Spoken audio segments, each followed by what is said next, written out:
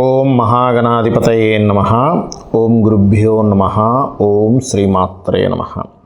పరమేశ్వర స్వరూపమైనటువంటి జ్యోతిష, వాస్తు మరియు ఇతర అనేకమైనటువంటి శాస్త్రములను మనకు అందించినటువంటి మహర్షులకి నమస్కారం.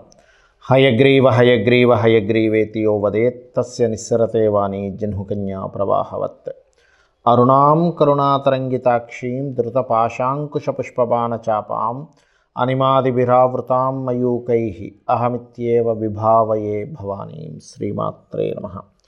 ప్రేక్షకులందరికీ కూడా ఆ యొక్క లలిత అమ్మవారి యొక్క అనుగ్రహం పరిపూర్ణంగా కలగాలని మనస్ఫూర్తిగా కోరుకుంటూ మనం ఈరోజు చెప్పుకోపోయేటువంటి టాపిక్ ఏమిటి అంటే, చూడండి, రకరకాల ఉద్యోగాలు చేస్తూ ఉంటారు.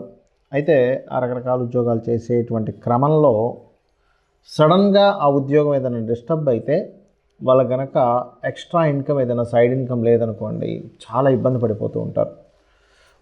కొన్ని ఇళ్లల్లో పాపం భార్యాభర్త ఇద్దరూ కనుక చేస్తున్నట్లయితే పర్వాలేదు, ఉద్యోగం కానీ ఏదైనా వ్యాపారం కానీ. అలా కాకుండా ఒక్కరే కనుక చేస్తున్నప్పుడు ఏదైనా ఉద్యోగం వాళ్ళకి ఇంకొక ఇన్కమ్ కనుక లేనట్లయితే సడన్గా ఉద్యోగం పోతే ఇబ్బంది పడతారు. కాబట్టి ప్రతి వ్యక్తికి కూడా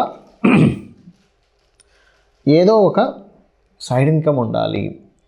ఒక ప్రాపర్టీ కొని లేకపోతే దాని మీద రెంట్స్ రావడం కానీ, లేకపోతే ఇంకోటి ఏదైనా సైడ్ బిజినెస్ చేయడం కానీ, ఎవరి దగ్గర ఇన్వెస్ట్మెంట్ చేసి ఆ రకంగా కొంత డబ్బులు వస్తే బాగుండు అనేటువంటిది ప్రతి ఒక్కరికి ఉంటుంది. ఎందుకు అంటే అప్పుడు సెక్యూర్డ్గా ఉంటాడు మనిషి. చేసేటువంటి జాబ్ ఏమైనా డిస్టర్బ్ అయినా కూడా చాలా సెక్యూర్డ్గా ఉంటాడు. మరి ప్రతి ఒక్కరికి ఆ కోరిక ఉంటుంది, కానీ అందరికీ అది సాధ్యపడుతుందా? అది సాధ్యపడేలా చేసుకోవాలంటే జ్యోతిష్శాస్త్రంలో నిజంగానే అలాంటి ఫార్ములా ఏదైనా ఉందా అంటే ఖచ్చితంగా ఉందని చెప్తున్నాను నేను. ఎందుకంటే దీన్నే ఫ్రీ వీల్ అంటారు. మనము ఈరోజు చెప్పుకోబోయేటువంటి టాపిక్కి పర్టికులర్గా ఏంటంటే YGM 369 ఫార్ములా అన్నమాట. ఆ ఫార్ములా బేస్గానే నేను మీకు ఇప్పుడు చెప్తాను. ప్రతి రాశి వారికి, అంటే మేషం నుంచి మీన లగ్నం కానివ్వండి, రాశి కానివ్వండి, నేను చెప్పేటువంటి ఈ ఫార్ములా కనుక పాటించగలిగితే 100% అందులో ఎటువంటి సందేహం లేదు. గుర్తుపెట్టుకోండి, 100% మీరు జాబ్ కాకుండా ఇంకొక ఎక్స్ట్రా ఇన్కమ్ సంపాదించుకోవడానికి మీరు చేసేటువంటి ప్రయత్నం ఏదైతే ఉంటుందో, మీ డిజైర్ ఏదైతే ఉంటుందో ఖచ్చితంగా నెరవేరుతుంది. అందులో ఎటువంటి సందేహం లేదు. ఒక్కొక్క రాశి గురించి మనం చెప్పుకుందాం.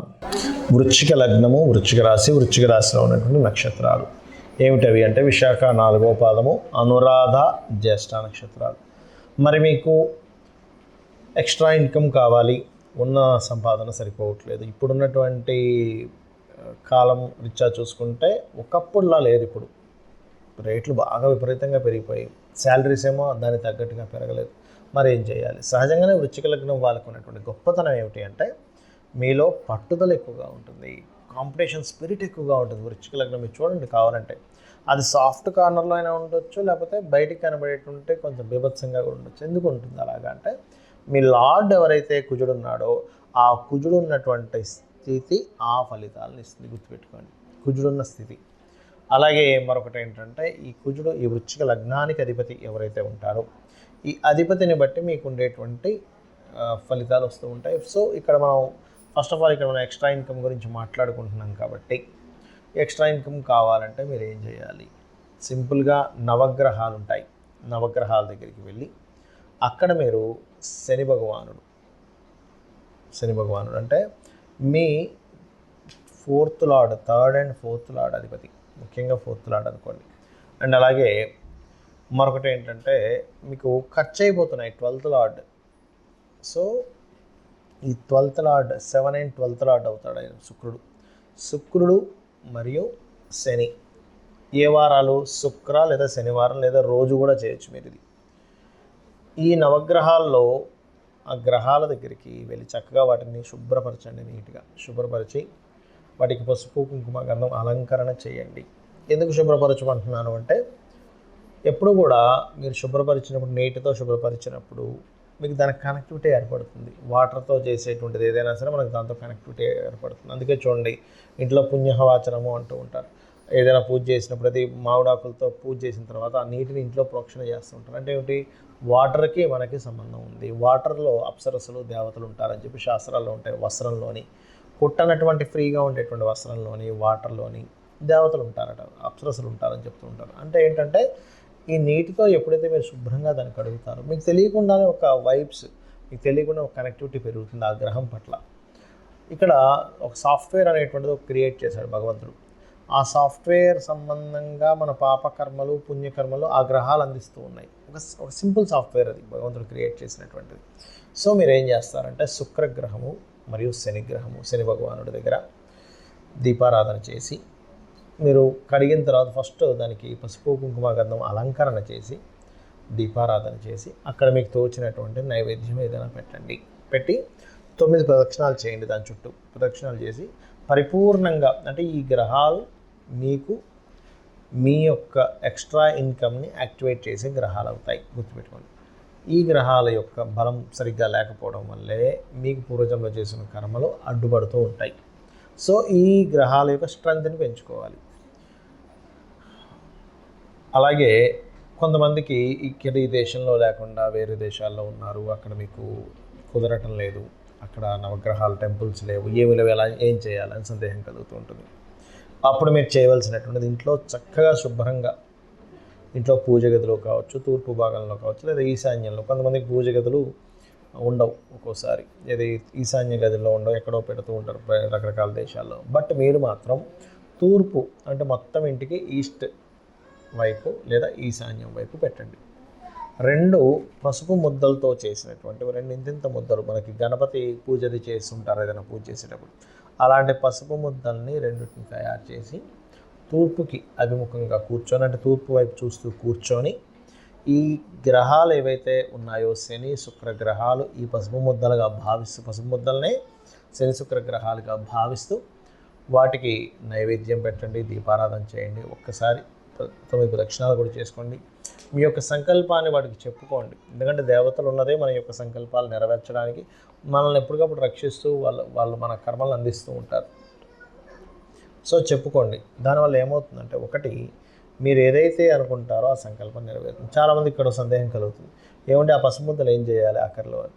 మీరు చక్కగా స్నానం చేసేటప్పుడు ఒడ్డుకు పాముకోవచ్చు చక్కగా, లేదు అంటే ఏదైనా మొక్కల్లో కూడా వేయవచ్చు, అందులో ఎటువంటి ఇబ్బంది లేదు. అదే పసుపు ముద్ద ఇప్పుడు రోజు చేద్దాం అనుకుంటున్నాము, అదేమో పాడైపోదు. పసుపు ముద్ద అనేటువంటి రోజు చక్కగా దాన్ని చేసుకోవచ్చు, లేదంటే మళ్ళీ తీసి మళ్ళీ చక్కగా దాన్ని సెట్ చేసుకోవచ్చు. అంటే ఒకవేళ కొంచెం దానిలో క్రాక్స్ వస్తున్నాయి, చాలా రోజులు అయిపోయింది, పాతగా అయిపోతుంది, మళ్ళీ తీసేసుకొని మళ్ళీ చేసుకోవచ్చు దాన్ని, లేదా మొక్కల్లో వేసేసేయచ్చు, నో ప్రాబ్లం. అయితే ఇక్కడ పర్టికులర్గా ఈ గ్రహాలకి శనికి శుక్రుడికి చేసేటప్పుడు మాత్రం నెయ్యితో కాకుండా నూనెతో మాత్రమే దీపారాధన వెలిగించాలి. అందులో ముఖ్యంగా నువ్వుల నూనెతో దీపారాధన వెలిగించండి. శనివారము, శుక్రవారము, బుధవారం కూడా ఈ యొక్క ప్రక్రియను చేయవచ్చు. అయితే ఇక్కడ పర్టికులర్గా మీరు గుర్తుపెట్టుకోవాల్సిన మరొక అంశం ఏమిటి అంటే, ఎప్పుడు కూడా మనం గ్రహస్థితి రీత్యా యాక్టివేట్ చేసుకుంటున్నాం గ్రహాలని. ఎట్ ది సేమ్ టైం మనం నివాసం ఉంటున్నటువంటి గృహం కూడా యాక్టివేషన్గా ఉండాలి.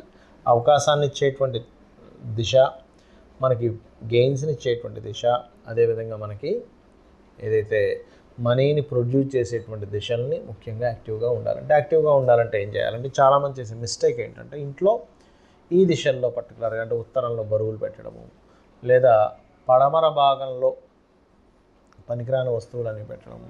దానివల్ల నష్టమే ఉండదు పడమర భాగంలో పెట్టడం వల్ల, కానీ మీకు రావాల్సిన బెనిఫిట్స్ రాకుండా ఉంటుంటాయి. పడమర భాగంలో బరువులు పెట్టకూడదని కాదు, కాకపోతే ఏంటంటే అక్కడ కొంచెం కలర్స్లో ఏదైనా డిఫరెంట్ కలర్స్ వేస్తూ ఉంటారు. అక్కడ పర్టికులర్గా క్రీమ్ కలర్ లాంటివి ఉంటే కనుక మరింత బాగుంటుంది. ఉత్తరంలో వైట్ కలర్ ఉండేలా చూసుకుంటే, ఆగ్నేయంలో చిన్న బల్బ్ ఒకటి, గ్రీన్ కలర్ బల్బ్ ఒకటి పెట్టండి, లేదా లైట్ గ్రీన్ కలర్ ఆగ్నేయంలో వేయండి. ఇదేమవుతుందంటే అక్కడ ఉండేటువంటి దేవత అసుర స్వరూపాలకి యాక్టివేట్ చేస్తుంది. దానివల్ల మీకు రావాల్సిన అవకాశాలు రావడము, అది ఫైనాన్షియల్గా మారడము, మరియు దానివల్ల బెనిఫిట్స్ రావడం జరుగుతుంది. ఈ యొక్క ప్రక్రియ చేయండి, అమ్మవారి అనుగ్రహాన్ని పరిపూర్ణంగా పొందండి. మీరు చేస్తున్నటువంటి సాధన పూర్తి స్థాయిలో మీకు ఫలించాలంటే కొన్ని స్టెప్స్ పాటించాలి. అది ఆఖరిలో చెప్తాను అన్న, అదేంటో ఇప్పుడు నేను మీకు చెప్తాను. పాయింట్ నెంబర్ 1 గుర్తుపెట్టుకోండి. ఇప్పుడు చెప్పిన సాధన రెగ్యులర్గా చేయండి, రోజు చేయండి. రోజు ఎలా చేస్తారు? హ్యాపీగా చేయండి, హ్యాపీ మూడ్ని తెచ్చుకొని చేయండి. అబ్బా ఏదో చేస్తున్నావు, ఇది చెప్పాడు ఫలిస్తుంది కానీ అబ్బా ఏమిటి రోజు ఈ పని అనుకునే మూడ్లో చేయకండి. ఎందుకంటే మనము ఏ మూడ్లో చేస్తామో ఏ పనైనా కానీ దాని రిజల్ట్ కూడా ప్రకృతి అలాగే ఇస్తుంది, గుర్తుపెట్టుకోండి. Happy mood. అసలు ఈ భగవంతుడు మనకి మానవ జన్మనివ్వడం, మనం ఈ మానవ జన్మగా పుట్టడం చాలా గొప్ప విషయం. ఎంజాయ్ ఇట్ అన్నట్టుగా చేయండి, ఖచ్చితంగా పనిచేస్తుంది. అలాగే మరొకటి ఏంటంటే, మీకు ఇప్పుడు ఈ ప్రక్రియ వల్ల 100% మీకు సక్సెస్ వస్తుందండి. అందులో ఎటువంటి డౌట్ లేదు, గుర్తుపెట్టుకోండి. 100% వస్తుంది, వచ్చి తీరుతుంది. వచ్చిన దాంట్లో 1% నుంచి 10% లోపల మీ ఇష్టం, మీరు ఎంతైనా చేసుకోవచ్చు. ఎందుకంటే 1% అని ఎందుకు అంటున్నానంటే, ఒక వ్యక్తికి 1000 రూపాయలే రావచ్చు పాపం, అతనికి ఎక్స్ట్రా ఇన్కమ్. ఆ 1000 రూపాయలతో ఆ 1000లో 100 నువ్వు వేరే దానికి ఖర్చు పెట్టు అంటే పాపం అతనికి సాధ్యపడకపోవచ్చు. కానీ 10 రూపాయలు ఖర్చు పెట్టగలడుగా. 10 రూపాయలు 1000 రూపాయలు 10 రూపాయలు చాలా సింపుల్ విషయం కదా. ఆ 1% నుంచి 10% లోపల ఎంతో కొంత 1 నుంచి 10% గుర్తుపెట్టుకోండి, పక్కన పెట్టేసేయండి. డబ్బులు పెట్టేసి ఏం చేస్తారంటే, ఈ యొక్క విశ్వంలో చాలా గుప్తమైనటువంటి విషయం, చాలా సీక్రెట్ ఏంటి చెప్పమంటారా?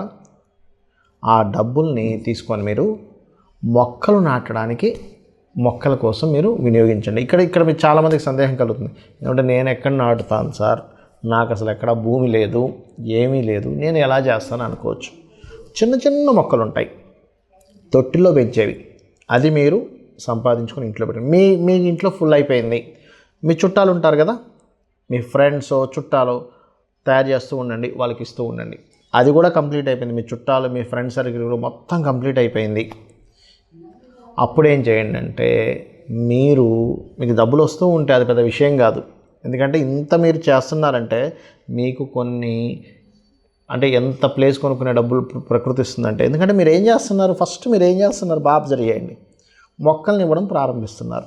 అంటే ఏం చేస్తున్నారు, కొంత భూమి ఈ ప్రకృతిని కాపాడడానికి ఆక్సిజన్ రిలీజ్ చేసేటువంటి ఒక మొక్కని ఇస్తున్నారు, మీ ఇంట్లో పెట్టుకుంటున్నారు ఫస్ట్. అంటే దాన్ని రక్షించడం స్టార్ట్ చేశారు, భూమిని రక్షించడం స్టార్ట్ చేశారు, చెట్టును రక్షించడం స్టార్ట్ చేశారు, మొక్కను రక్షించడం స్టార్ట్ చేశారు, ఎయిర్ని రక్షించడం అంటే ఎయిర్ పొల్యూట్ అయిపోతున్న దాన్ని రక్షించడం స్టార్ట్ చేశారు. అంటే చిన్నగా స్టార్ట్ చేశారు.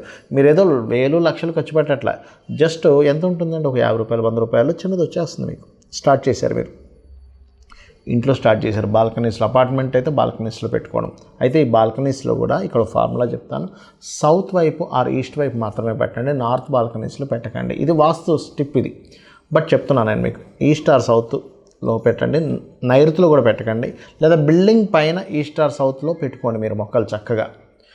ఎవరి బిల్డింగ్ మీద వాళ్ళు కనుక మొక్కలు పెంచుకోవడం కనుక స్టార్ట్ చేస్తే, ప్రకృతిలో మీరు కనుక దీనికి సంబంధించి చేశారా, ఇది మీకు తెలియకుండానే మీరు పొరపాటును కూడా మీరు ఇంకా మీరే కాకుండా మీ వంశం కూడా ఎక్కడ రుణ రోగ శత్రువుల్లోకి వెళ్ళదు. ఎందుకు వెళ్ళదు?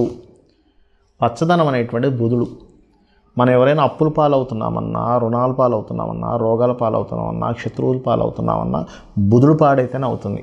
మీరు ఏం చేస్తున్నారు, ఫార్ములాలో దీన్ని పెంచుతున్నారు. ఇంకొకటి మీకు ఆల్రెడీ ఇప్పుడు నేను చెప్పిన ఫార్ములా వింటున్న వాళ్ళందరికీ కూడా 3 విషయాలు ఖచ్చితంగా ఉండుంటాయి. 1 రుణాలు ఉంటాయి, 2 రోగభరితంగా ఏదైనా ఇబ్బంది పడుతుండొచ్చు, 3 శత్రుత్వాలు ఉండుంటాయి. ఈ 3ని ఫస్ట్ తొలగించుకోవాలి. ఎలా తొలగించుకోవాలి? రుణం ఉందనుకోండి, మీకు రోజుకు ఒక ½ అవర్ ఓం అపర్ణాయై నమః అనే మంత్రాన్ని సాధన చేయండి, రోజు ½ అవర్. రుణం ఉంటే గనక, లేదండి నాకు రోగం ఉందండి, ఓం సర్వవ్యాధి ప్రశమని సర్వమృత్యు నివారణి అగ్రగణ్య అచింత్య రూప కలికల్మషనాశిని చేయండి. లేదంటే నాకు శత్రువులు ఉన్నాయి, మా ఇంట్లో వాళ్ళతో శత్రుత్వం, బయట వాళ్ళతో శత్రుత్వం, కోర్టు కేసు ఉంది, అది ఉంది, ఇది ఉంది, దీంట్లో నేను ఈ సాధన చేయాలి. ఎందుకు చెప్తున్నానంటే, ఫస్ట్ ఈ సాధన చేసేటప్పుడు ఇవి తొలగితే కానీ, అంటే ఈ కర్మలు తొలగితే కానీ మీ సాధన ముందుకు వెళ్ళదు, గుర్తుపెట్టుకోండి. మరి శత్రుత్వాలు ఉన్నాయి, ఏం చేయాలి? ఓం నమో నారాయణాయ, ఓం కుమారస్వామి నమః, లేదా ఓం కార్తికేయ స్వామి నమః అని ఒక ½ అవర్ చేసుకుంటూ ఆ శత్రువుని ఎలా ఫీల్ అవుతారంటే, వాడు నాకు శత్రువు కాదు, వాడు నాకు మిత్రుడు అని ఫీల్ అవ్వండి. వాడు నాకు శత్రువు కాదు, వాడు నాకు మిత్రుడు. ఎప్పుడు కూడా శత్రుభావము, రుణభావము, రోగభావము యాక్టివేషన్లో ఉంటే మీ డిజైర్ భావం యాక్టివేషన్ అవ్వదు. ఇది ఆస్ట్రాలజీ ఫార్ములా. ఇవి చేయండి, 100% మీరు ఐశ్వర్యవంతులు అవుతారు. ఐశ్వర్యం అంటే అన్నీ ఉండడం మనిషికి. శ్రీమాత్రే నమః.